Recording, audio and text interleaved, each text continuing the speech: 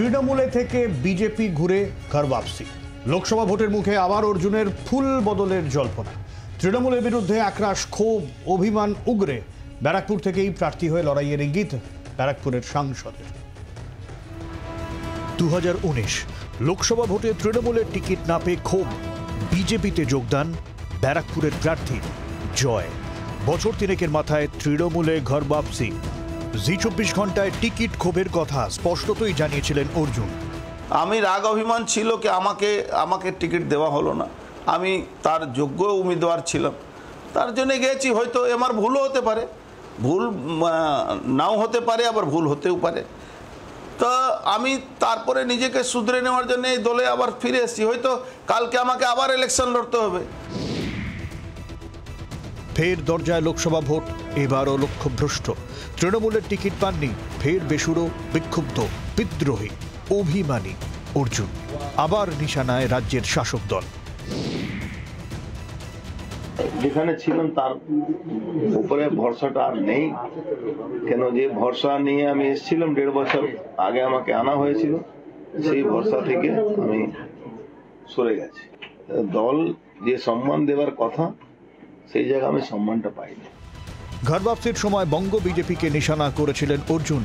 তো আমাদের ওই ঢাল নেই তলোয়ার নেই, নিধিরাম সর্দার বানিয়ে রেখে দিয়েছিল, পদ দিয়েছিল, কোনো আমরা কাজ করতে পারবো না। 3টে জেলা আমার দায়িত্ব ছিল, কোনো একটা মিটিং আমি নিতে পারবো না।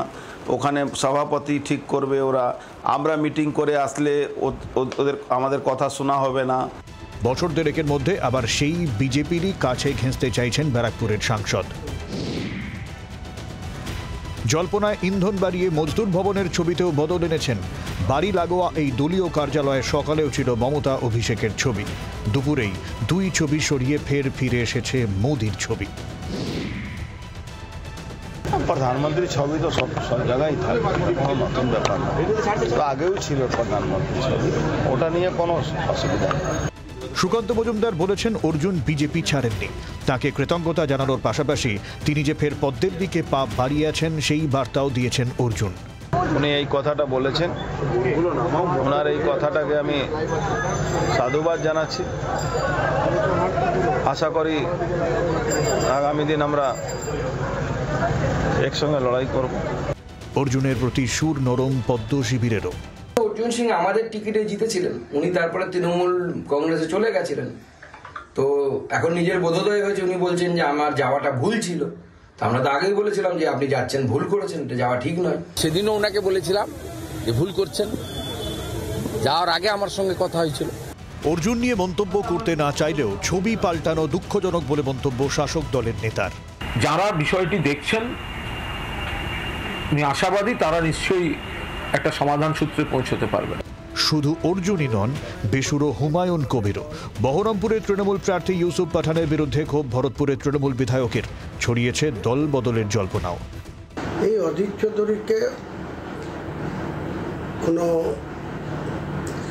অন্য রাজ্য থেকে খেলোয়াড় এনে বা কলকাতায় থেকে গায়ক নিয়ে গিয়ে তাকে যে পরাস্ত করা যাবে না, সেটা এর আগে প্রমাণিত।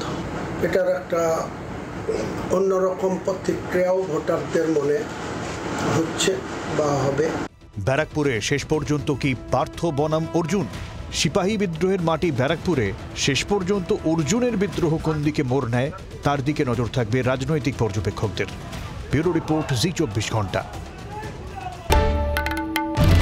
বাংলার আওয়াজ, বাঙালির আবেগ, জি 24 ঘন্টা।